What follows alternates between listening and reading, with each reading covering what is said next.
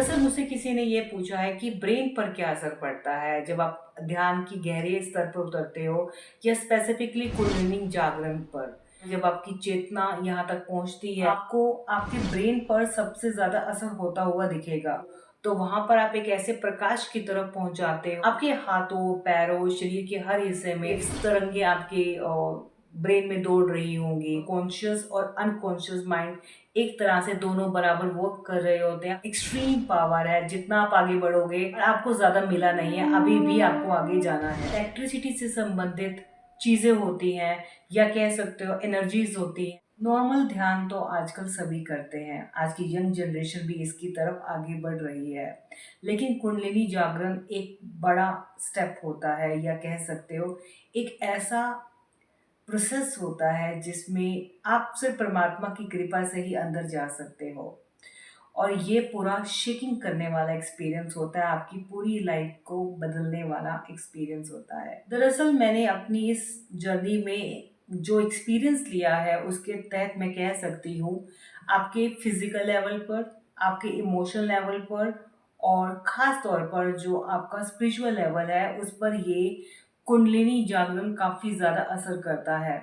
लेकिन अगर स्टार्टिंग के दौर से ही शुरुआत कर दूं तो आपको आपके ब्रेन पर सबसे ज्यादा असर होता हुआ दिखेगा। जो हमारी पिट्यूटरी ग्लैंड है, जो हमारी पिनियल ग्लैंड है, ये एक तरह से एक्टिवेट होने लग जाती हैं, हाइयर लेवल की तरफ बढ़ने की कोशिश में लग जाती हैं। दरअसल हमारे जो दो अपर चक्र हैं, यानी कि हमारा जो आज्ञा चक्र, थर्ड आई चक्र, और जो हमारा सहस्त्र चक्र है, क्राउन चक्र है, इन्हें मिलाने का जो पॉइंट है वो मैं कह सकती हूँ ये पिनियल ग्लैंड है। और यहीं पर आकर जब आपकी चेतना यहाँ तक पहुँचती है या कह सकते हो आपका हाइयर लेवल वाइब्रेशन पर आप पहुँचते हो, तो वहां पर आप एक ऐसे प्रकाश की तरफ पहुंच जाते हो, इतने इनलाइटेड हो जाते हो जहां पर आप अदर डिमेंशन के साथ, यूनिवर्स के साथ फुली कनेक्टेड हो जाते हो। देखा जाए तो जब हम ध्यान में उतरते हैं, खास तौर पर कुंडलिनी जागरण में जब हमारी स्थिति काफी उस स्तर की तरफ बढ़ती है तो हमारा अंदर ऊर्जा का जो लेवल है वो काफी बढ़ने लग जाता है, मतलब ऊर्जा का फ्लो काफी बढ़ने लग जाता है जिसे कई बार बैलेंस करना थोड़ा मुश्किल हो जाता है। और आपके ब्रेन की तरफ आपको जब ये फ्लो बढ़ता हुआ नजर आता है आपकी रीढ़ की हड्डी के द्वारा, आपके हाथों पैरों शरीर के हर हिस्से में आपको वाइब्रेशन सेंसेशन महसूस होती रहती है टाइम टू टाइम। कभी कभी भारीपन नजर आता है, कभी कभी ऐसा लगता है कि आपका शरीर का हिस्सा कहीं सुन हो गया है। मैं हमेशा कहती आ रही हूँ कि जो आप कुंडलिनी जागरण पर उतरते हो तो आपका ब्रेन एक ऐसा क्रुशियल पार्ट होता है जिसपे सबसे ज्यादा असर होते हुए दिखता है। आपकी फिजिकल हीलिंग से लेकर आपकी इमोशनल हीलिंग से लेकर आपके स्पिरिचुअल लेवल को इनहेंस करने की कोशिश की जाती है। आपकी नाड़ियां जिसे हम एनर्जी चैनल्स कहते हैं उन्हें हील करने की कोशिश की जाती है। दरअसल मुझसे किसी ने ये पूछा है कि ब्रेन पर क्या असर पड़ता है जब आप ध्यान की गहरे स्तर पर उतरते हो या स्पेसिफिकली कुंडलिनी जागरण पर। तो मुझे ये बात समझ में आई कि कुंडलिनी जागरण का असली मकसद आपकी ब्रेन के पैटर्न को बदलना है। आप खुद ही सोचो कि जो आपका ब्रेन है वो आपके ऑलमोस्ट आपकी जो फिजिकल एक्टिविटीज है, आपका सोचना उठना बैठना, आपकी बॉडी में बैलेंस बनाकर चलना, बहुत सारे काम ये करता है और सारे कमांड्स देता है। और कहीं ना कहीं अगर यहाँ पर हल्की फुल्की आप में चेंजेस होते हुए नजर आते हैं तो कहीं आपको कुछ ना कुछ चीजें फेस करनी पड़ जाती है। मुझे लगता है कि जो आपके चक्रास में जो भी आपके कर्मा स्टोर है, आपके इमोशन ट्रोमा, आपने जो भी अपनी लाइफ में देखा है अच्छा या बुरा या पिछले कई जन्मों से आप कोई एक्सपीरियंस लेते हुए आ रहे हो अबाउट सिचुएशन, अबाउट पर्सन, या कोई भी सिचुएशन हो सकती है, about money, property, relation, career से संबंधित भी हो सकता है। तो मुझे ये बात समझ में आई कि आपके अनकॉन्शियस माइंड में आपके वो सारे एक्सपीरियंस अच्छे बुरे पास्ट के एक तरह से उनका जो एक्सपीरियंस है दबा हुआ होता है। और क्योंकि चक्रा से संबंधित है तो मुझे ये बात समझ में आई कि ये कुंडलिनी शक्ति आपके ब्रेन के पैटर्न को बदलने लग जाती है। मैं कह सकती हूँ कि जब भी किसी की ये कुंडलिनी अवेकनिंग होगी या होती है तो उसकी सोच, उसका जो पहला थॉट प्रोसेस रहा होगा अपने बारे में, दूसरे लोगों के बारे में, अपने जीवन से संबंधित वो क्या सोचता है, क्या करना चाहता है, और भी बहुत कुछ रिलेशंस को लेकर, अपनी सिक्योरिटी को लेकर जो भी उसका थॉट प्रोसेस रहा होगा वो बदलने लग जाता है। एकदम नहीं बदलता, कुछ लोग सोचे कि महीने 2 महीने के लिए में ही बदल जाएगा, तो मुझे लगता है ऐसा नहीं होता, समय लगता है, साल लग जाते हैं कि आपको महसूस होने लग जाएगा कि आप पहले जैसा नहीं सोच पा रहे हो या आप में सोच में बदलाव आ रहा है। लेकिन अगर आप ड्रास्टिक एक्सपीरियंस करना चाहते हो कि हाँ बहुत बदलाव आए हैं आपकी पर्सनैलिटी के अंदर, तो आपको कुछ सालों के अंदर पता चल जाता है कि आपके आसपास के लोगों को कि आपकी पर्सनैलिटी में, आपकी सोच में बदलाव आ गया है, आपका गुस्सा कम हो गया है या बढ़ भी सकता है बीच में, फिर कंट्रोल हो जाता है, या आप पहले से संयम पेशेंस वाले हो गए हो। आपका सोच जैसे पहले लोगों को लेकर ज़्यादा थी कि लोग मेरे बारे में क्या सोचेंगे, देन आफ्टर आप लीव कर देते हो, आपको समझ में आ जाता है कि जो दुनिया है, ये लाइफ है जो आपकी, काफ़ी हद तक आपके कंट्रोल में नहीं है। कुछ सर्कमस्टेंसेस आप कंट्रोल कर सकते हो, कुछ नहीं कर सकते, एक्सटर्नल फैक्टर्स। आप एक तरह से गो विद फ्लो की पॉलिसी पर आ जाते हो कि आप प्रेज़ेंट में आना शुरू कर देते हो। तो आपके ब्रेन में बहुत सारे बदलाव आते हैं, लेकिन ये बदलाव आसानी से नहीं आते। कुछ समय के लिए आपका जब ये कुंडलिनी जागरण होता है, एनर्जी का फ्लो आपके ब्रेन की तरफ जाता है, तो आपको अच्छा भी लगता है। स्टार्टिंग में तो आपको ये बहुत मज़े देगा, मतलब मैं कह सकती हूँ एक तरह से आपको सुकून देगा। वेव्स, तरंगे आपके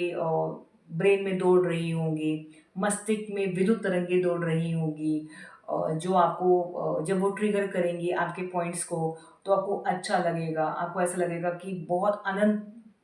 आप महसूस कर रहे हो, आपको ऐसा लगेगा कि बहुत शांति मिल रही है। आप एक तरह से बहुत शांत महसूस करोगे। ऐसा लगेगा कि आप अपने में ही हो, अपने में ही संपूर्ण हो, तो वो टाइम भी बढ़िया जाता है। कई बार ऐसा लगता है कि अल्फ़ा मतलब बहुत तरह की तरंगे आपकी जब ब्रेन में दौड़ती हैं, जो आपको एक सूदिंग इफ़ेक्ट देती हैं, तो बहुत ज़्यादा बढ़िया लगता है और ऐसा लगता है बैटरी कुछ सेकंड के लिए आपको मिलेगा ये जो एक्सपीरियंस है तरंगों का दौड़ने का, बीच-बीच में आता रहेगा ये,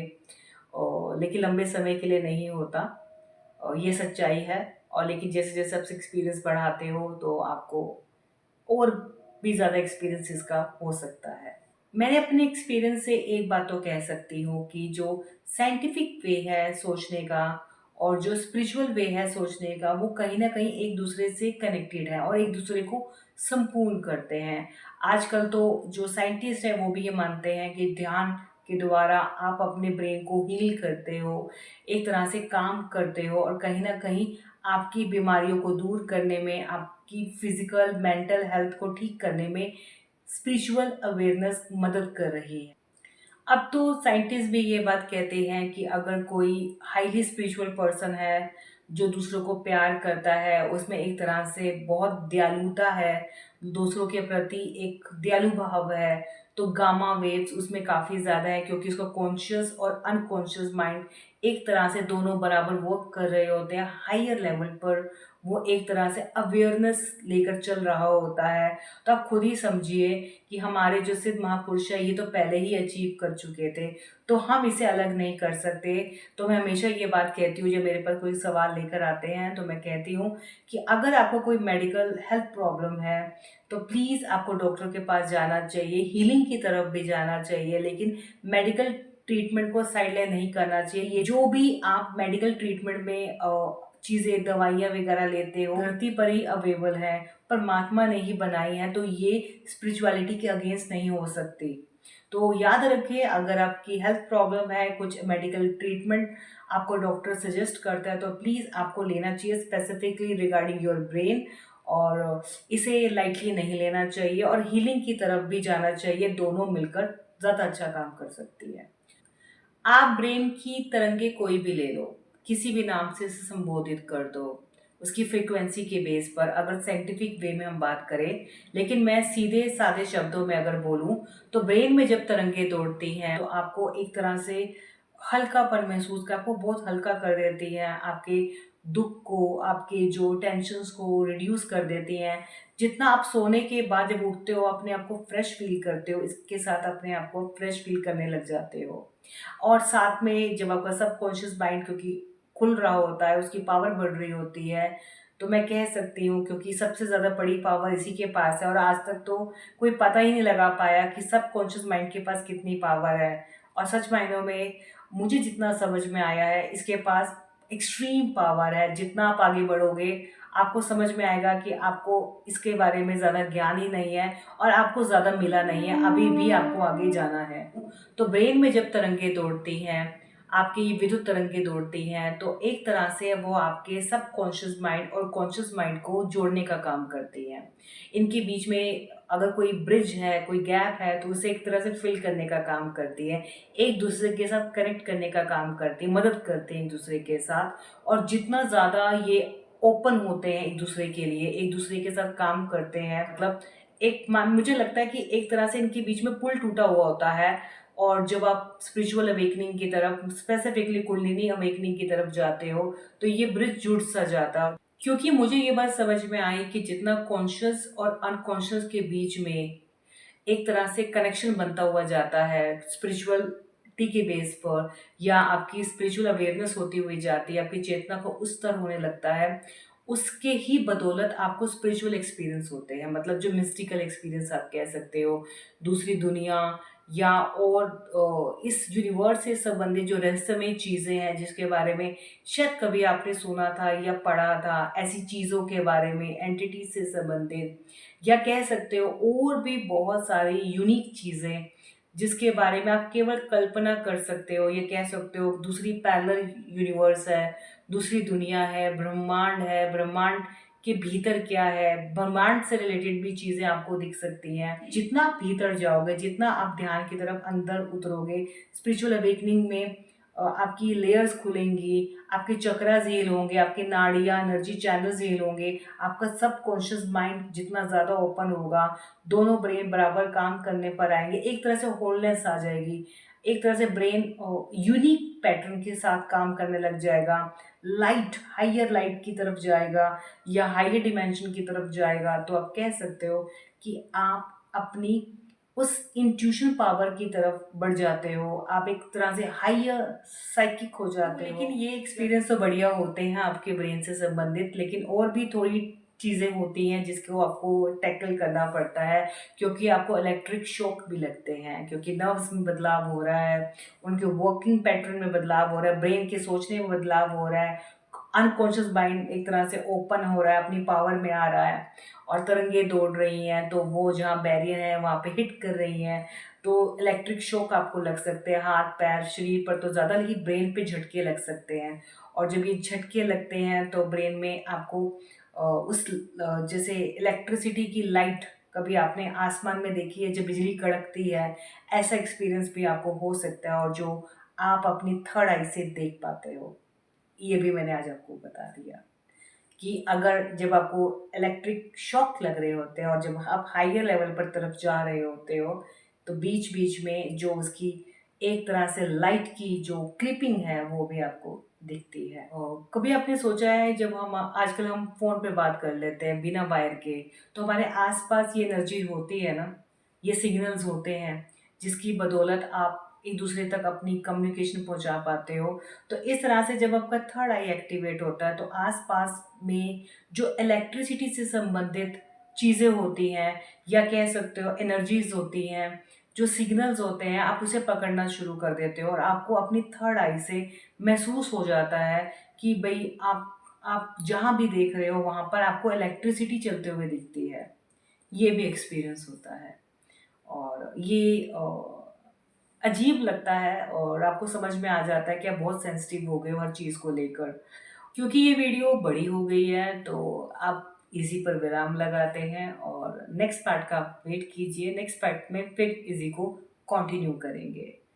और याद रखिए, 1-2 वीडियो में कंप्लीट करना थोड़ा इम्पॉसिबल होता है, लेकिन जितना याद रहता है मैं उतना आपके साथ शेयर कर लेती हूँ।